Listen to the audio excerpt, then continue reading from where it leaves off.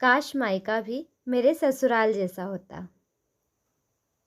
गरिमा ऐसे परिवेश में पली बड़ी थी जहां अनुशासित रहना अनिवार्य था। लड़कियों को किसी तरह की आज़ादी नहीं थी। जब गरिमा कॉलेज जाती तभी थोड़ी खुश रहती थी। गरिमा को तो किसी के घर सिर्फ किसी खास मौके पर जाने की परमिशन थी, वो भी अपने भाई के साथ। गरिमा के घर पर टीवी तक नहीं था। उसके मम्मी पापा का मानना था कि टीवी देखकर बच्चे बिगड़ जाएंगे। मनोरंजन के नाम पर एक रेडियो था जिस पर बुआ जी का कब्जा था। फूफा जी के न रहने पर बुआ जी अब अपने भाई के साथ ही रहने लगी थी। वक्त गुजरा। गरिमा की पढ़ाई पूरी होने के बाद उसकी शादी मयंक से कर दी गई, जो पेशे से इंजीनियर था। उसका परिवार गरिमा के परिवार के बिल्कुल उलट नए ख्यालों वाला था। ससुराल में पहले दिन गरिमा की नींद 8 बजे खुली, जो कि मायके में वह 5 बजे उठ जाती थी। वह बहुत डर गई, ना जाने सास और मयंक क्या सोचेंगे मेरे बारे में। इसी सोच में जल्दी जल्दी तैयार हो रही थी, तभी गरिमा की सास उसके कमरे में आई। मम्मी जी, मुझे माफ़ कर दीजिए, मैं इतना लेट कभी नहीं उठती। आज न जाने कैसे मैं इतनी लेट उठी, मुझे कुछ समझ नहीं आ रहा। गरिमा सफाई देते हुए बोली।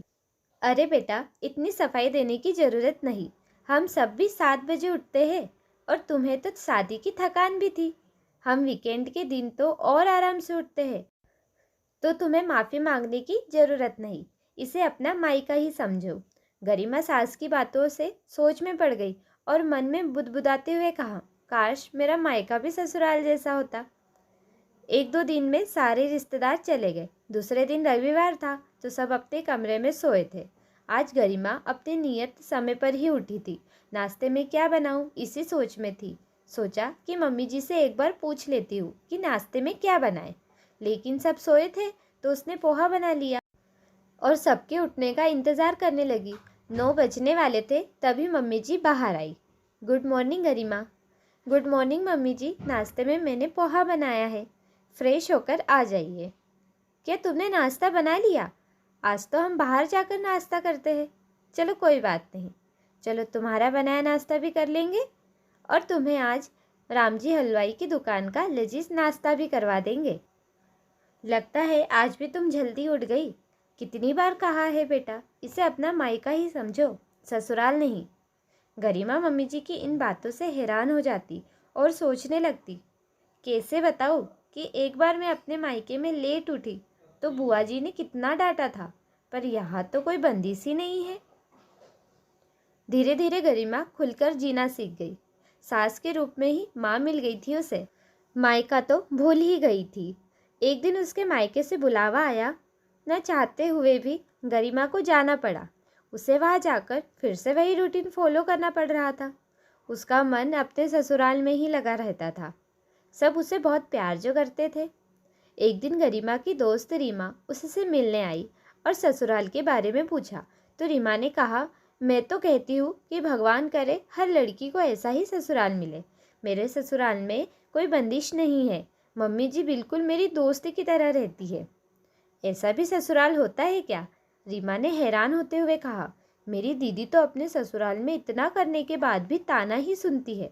भगवान तेरे जैसा ससुराल सबको दे, क्योंकि तेरा मायका ससुराल ही था, इसलिए भगवान ने तेरा ससुराल मायका कर दिया। दीपावली आने वाली थी। गरिमा की बुआ जी ने उसकी सास से कहा कि गरिमा को दीपावली में यही रहने दीजिए। गरिमा यह सुनकर दुखी हो गई और उसने छुपकर अपनी सास को फ़ोन किया और कहा, मैं आप लोगों के साथ दीपावली मनाना चाहती हूँ, मुझे बुला लीजिए मम्मी जी। गरिमा की सास समझ गई थी कि गरिमा का वहाँ मन नहीं लग रहा था। एक सप्ताह बाद गरिमा की सास उसके मायके आई।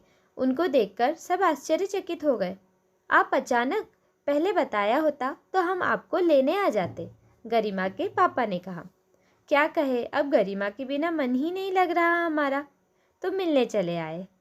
गरिमा सबको देखकर खुशी से फूले न समाई, लेकिन अपनी खुशी को छुपाए रखा।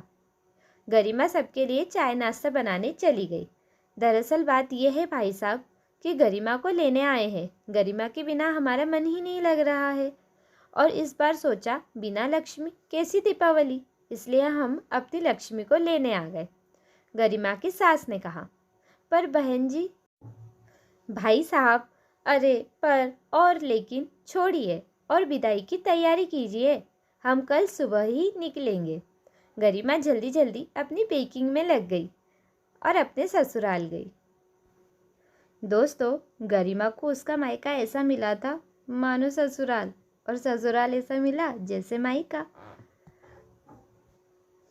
कहानी अच्छी लगी हो तो लाइक, शेयर एंड सब्सक्राइब।